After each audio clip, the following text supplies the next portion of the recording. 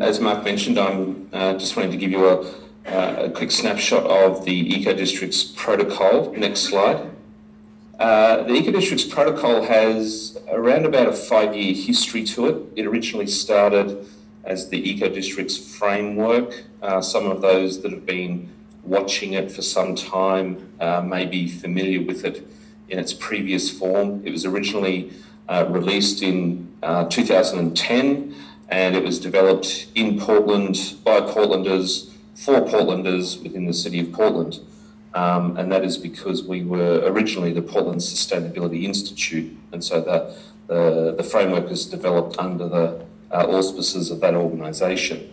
In June 2013, the Portland Sustainability Institute ceased as a non-profit within the city of Portland, and a new non-profit was created called EcoDistricts. I joined EcoDistricts in June 2013, and what I've been doing since then is taking the previous EcoDistricts framework and updating it, refining it, working with advisory committees to create a more globally appropriate sort of standard. The protocol is in version 0. A preliminary draft has just been released last week. It's been released to our 10 target cities projects, which are pilot projects we're working with for 2 years. But on our website at the moment, you can download an executive summary. The protocol is a set of commitments that we think need to be embraced so that we can build just, sustainable and resilient cities and neighbourhoods for all. The commitments essentially help establish the conditions for getting projects done, which is in the DNA of our original framework back in 2010. It's a framework, it's a document, it's a way in which we can address the downstream failures that we've had for a long time with strategies and plans not really being implemented. So the protocol's being built on based on a very specific brief, which is to accelerate projects and make sure that we can get implementation happening. Next slide. I just spoke a little bit about this, but in terms of why we're doing it, why we're investing the time and the money and working with many organisations, as I said, we're trying to help project teams and cities implement projects. We want to move from plan, we want to move from strategy, we want to move into actually implementing and deploying and executing strategies and projects. Our basis is that the marketplace lacks guidance for such requirements, and so therefore we decided to develop something that the marketplace could use. So that's the gap, and that's the market segment that the protocol is filling. Next slide.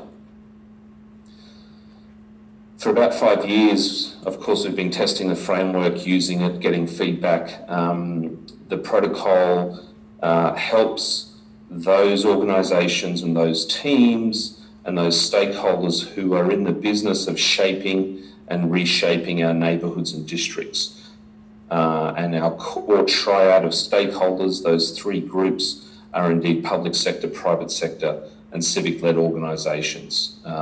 Successful projects are those that embrace all 3 of those stakeholders where they're working collaboratively. Next slide. I mentioned that we have a pilot program underway across North America, 10 projects. Those 10 projects represent a diversity of typologies and development types. And so the protocol has been designed and built so that it can affect change in existing neighbourhoods, brownfield sites, campuses, industrial lands. It's somewhat typology neutral. Next slide. I mentioned that the protocol is a set of commitments. That's how we've decided to pitch the tool. The 3 commitments have a natural progression of a set of core imperatives, a list of outcomes, and then the implementation model that helps us realise those outcomes. And so there's 3 imperatives around equity, climate, and resilience. We have 6 priority areas that I'll talk through in a moment, and the 4-phase implementation model is really the engine room behind the protocol. Next slide. The 3 imperatives are there. I'll move on. Anna, next slide, please. Our 6 priority areas, it's a good, wholesome set of sustainability issues.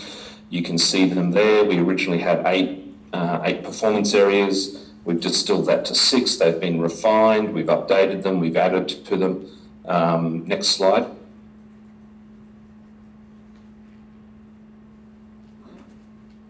This is my final slide. This is the 4-phase methodology.